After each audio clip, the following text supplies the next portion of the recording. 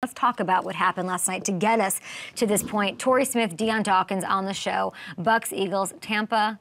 We see you. You know we love you. We talk about you all the time, and they came to play at home. They control the game from start to finish. They take a lead on the opening drive, and then it was boring. And then I was like, I can watch whatever I want. I can do house chores because they did not give up the lead.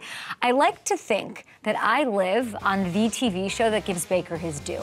It's right here all season. They started hot, 3-1. We were all over it.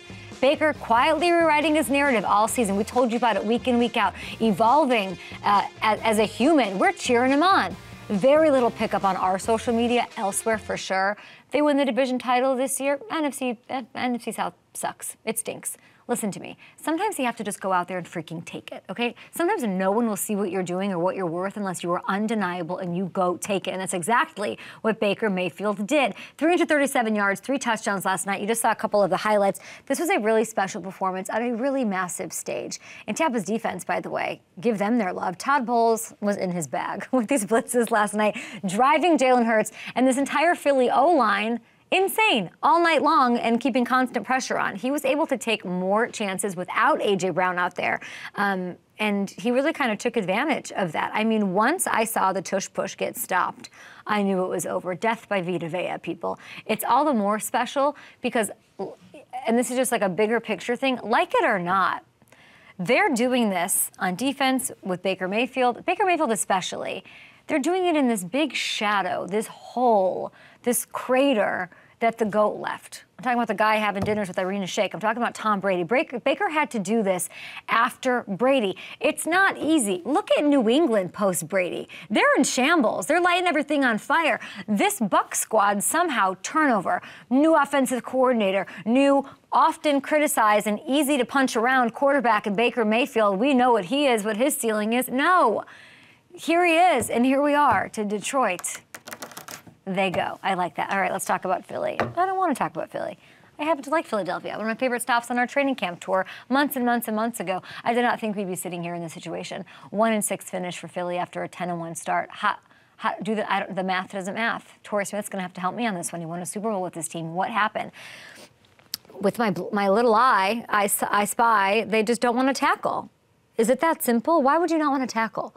Not that that's new. That's been like sort of the theme of this team, especially down the stretch. But not in the playoffs. You're not going to tackle in the playoffs? What? This offense had no flow to it. Sprinkle in some blow-ups on the sideline. And this was as ugly as it gets for a team and as steep a fall from greatness as I've ever seen. I've never quite seen this. Go to a Super Bowl, start really hot, and then this happens. And then this morning, you know, we get the news, and it's, you know, melancholy. Celebratory. Sure, Jason Kelce is retiring. Congratulations to him. Unbelievable, undoubtable, undeniable first ballot Hall of Famer, in my opinion. He's got to be, right? There's no argument against that. This is the anchor, the glue that held the Philly offense together through lots of different quarterbacks and coaches and regimes, and he is now donezo. And, you know, he's not doing the thing where he's going to announce on a keg, I'm coming back to play with Jalen Hurts. Like, that seems like forever ago. And my favorite part of this whole game on the Philly side was Brandon Graham, Fletcher Cox, that little moment, that little window where they're just celebrating after a sack, after a disruptive play. I was just like, this is what I want from this team.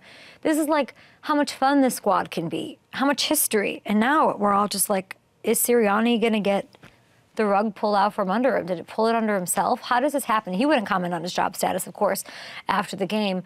We're on the outside looking into what happened to this Eagles squad down the stretch that we studied for years, I think.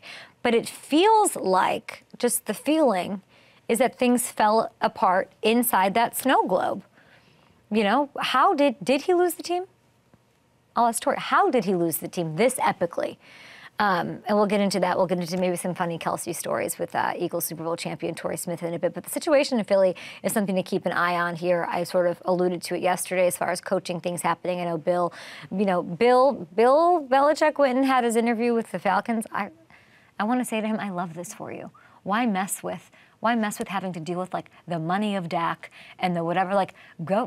By the way, like you're in your twilight. Like go hang out in a dome. Go hang out. There's like a little bit nicer weather sometimes. Go hang out in a place where you can literally build everything the way you want it to be and cater to you. Design your own house, Bill. Why not? It makes sort of makes sense.